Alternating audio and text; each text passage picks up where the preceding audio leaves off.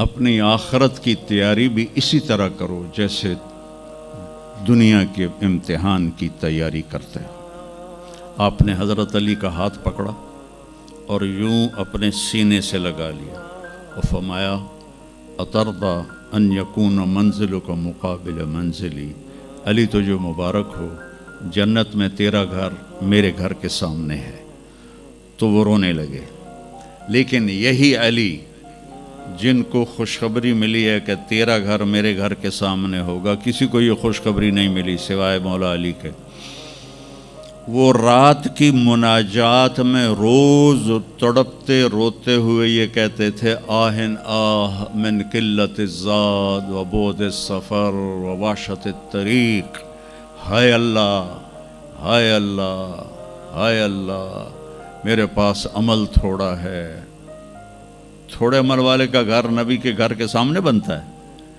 میرا عمل تھوڑا ہے، رستہ تنہا ہے، کبھی دیکھا نہیں اندیکھا ہے، یا اللہ پتہ نہیں میرا کیا بنے گا۔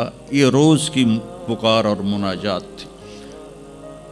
اور پھر دنیا کو کہتے الیہ تغررتی، دنیا تو مجھے دھوکہ دیتی ہے، ہی ہاتھ غری غیری، چل دفعہ ہو جا کسی اور کو دھوکہ دے، میں بتتو کی ثلاثہ، میں تمہیں 3 طلاق دے چکا۔ تو جن لوگوں نے آخرت کو بنا لیا وہ کامیاب ہیں، اور جن لوگوں نے آخرت کو نہ بنایا تو وہ کچھ بچے ہڈ بلوں کی ویسی نام لے لیا ہے، سیر کے لیے گئے کشتی کی، تو وہ کہنے لگے ملاح سے چاچا تنو کیمسٹری آمدی؟ اس کہ پتر اج ہی نہ سنیا کی ہوندی ہے؟ اس کہ تینوں پتہ نہیں ایسی سپیریئر یونیورسٹی دے سپیریئر لڑکے آئیں، سانو ساری کیمسٹری دا پتہ ہے۔ دوسرے نے پوچھا چاچا تو فزکس پڑھی ہے؟ اس کہ میرا بچہ میں تو اج ہی نہ سنے، ساری حیاتیہ بیڑی بائی ہے۔ تو چاچا تیری ادھی زندگی چلی گئی، ادھی زندگی ختم ہو گئی، سانو ایک اسی سپیریئر دے سپیریئر بچے، ساڑا برائٹ فیوچر۔ اتنے چھک موج آئی تے کشتی ہوئی ڈاواں ڈول۔ اس کہ پترو ترنا سکھیا ہی نے،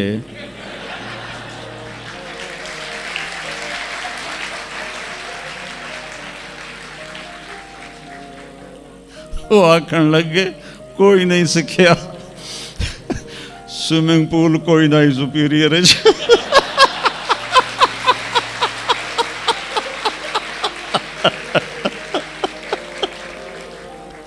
تو وہ ملا کہنے لگا پترو میری تو ادھی گئی تو تہاڈی ساری گئی۔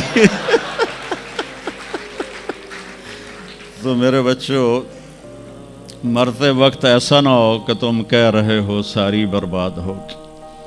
اپنی زندگی، اپنے نبی کی زندگی پڑھو۔ چند تو فرائض ہیں جو میں نے ابھی پہلے گنائے ہیں، اس کے علاوہ سچ انسان کو عزت دیتا ہے، دیانتداری انسان کو عزت دیتی ہے، رزق حلال انسان کو بلند مقام باوقار بناتا ہے، اور اچھے اخلاق فرشتوں سے بھی اوپر اس کو لے جاتے ہیں۔ آپ نے فرمایا جس کے اخلاق اچھے ہوں گے میں جنت الفردوس میں گھر لے کر دوں گی۔ تو نماز کی عادت ڈالو۔ کچھ بچے جی نہیں پڑھی جاندی، کوئی دن میں کوئی ایک نماز ضرور پڑھو، جمعہ پڑھو، ایک نماز ضرور، پھر وہ 2 ہو جائیں گی، پھر وہ 3 ہو جائیں گی، پھر وہ 4 ہو جائیں گی، پھر وہ 5 ہو جائیں گی۔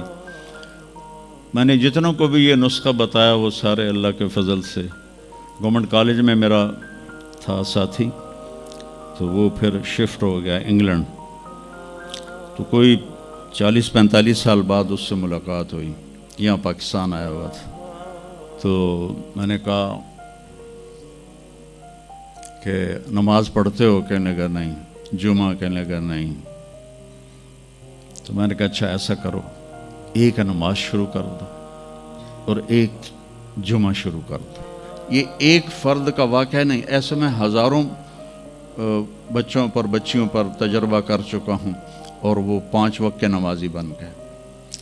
تو 2 دن کے بعد فون پہ بات ہوئی تو کہنے لگا یار تو مینو ایک دسی آئی میں تو پنجے شروع کر دی تھی. وہ ڈرنکنگ بھی کرتا تھا, کالج کے زمانے میں بھی کرتا تھا. کہنے لگا لو جب میں نے نماز شروع کی تو میں نے کہا میری توبہ, میں شراب کو بھی ہاتھ نہیں لگاؤں گا. نماز ایسی چیز اپنی زندگی. اگر کسی کے لیے رخصت ہوتی تو حضرت امام حسین علیہ السلام کے لیے رخصت ہوتی میدان کربلا میں. لیکن کیا جنت کے سردار, جنت کے نوجوانوں کے سردار, اور جنگ سے پہلے اونگ آ گئی اور آنکھ کھلی تو مسکرانے لگے. تو بہن زینب علیہ السلام نے پوچھا یہ کوئی ہنسن دا ٹائم ہے, اتنی تو مصیبت آئی کھڑی. کہا بہن اللہ کے نبی خواب میں آئے ہیں, فرما رہے ہیں بیٹا میں لینے کے لیے آ چکا ہوں.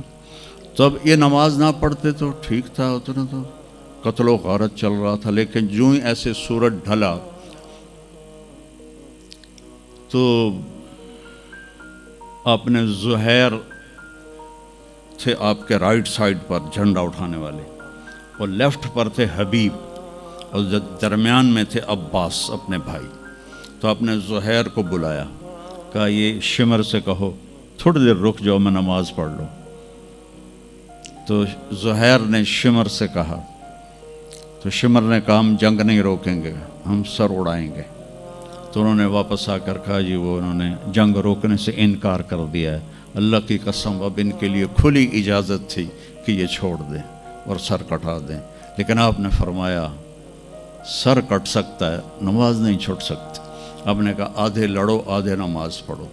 تو آدھوں کو جنگ پہ لگایا, آدھوں نے نماز پڑھی.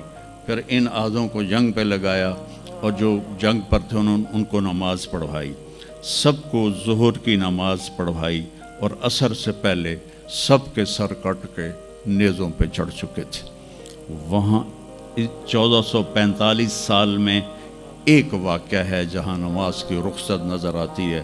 لیکن میرے نبی کے نواسے نے ایک مثال قائم کی, پوری امت کو ایک پیغام دیا کہ زیر خنجر بھی یہ پیغام سنایا ہم, نماز نہ چھوڑو.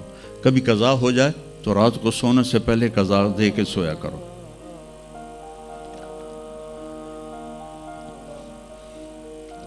آپس میں کوئی لڑے ہوئے ہو تو کم از کم آج اتنی میری مان کے اٹھنا کہ صلح کر لینا.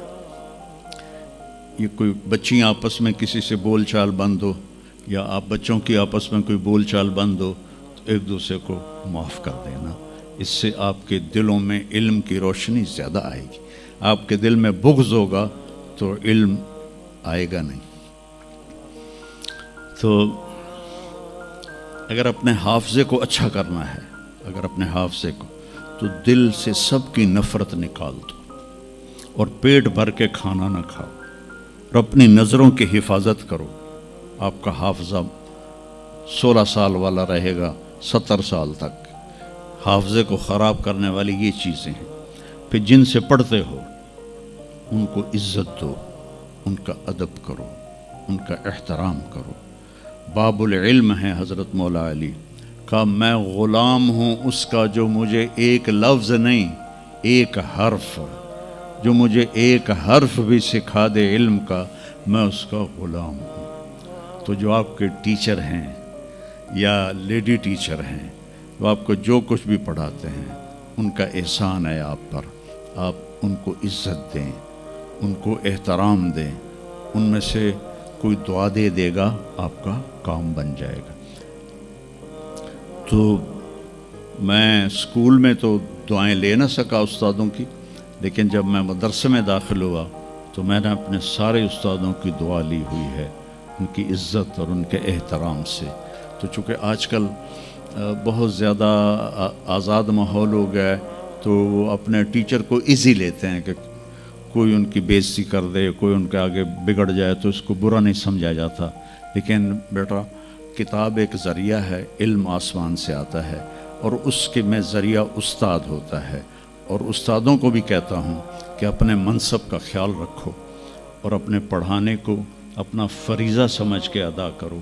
سر سے اتارنے والا کام نہ کرو, اور بھاگا دوڑی والا کام نہ کرو, بلکہ اپنی نسل کو تیار کرو. جس دن ہم اپنا علم یہیں سے حاصل کریں گے, اور باہر یورپ جانے کی بجائے اپنے ملک میں ہمیں اپنا علم ملے گا تو پھر ہماری عزت کا دور شروع ہو جائے گا۔ جب تک ہم علم میں غیروں کے محتاج ہیں تو ہم انہی کے محتاج رہیں گے۔ تو یہ چند ایک باتیں آپ کی خدمت میں ہیں، اور جب آپ کو چھٹیاں ہوں تو تبلیغ میں کچھ وقت ضرور لگائیں، اس سے آپ کو فائدہ ہوگا۔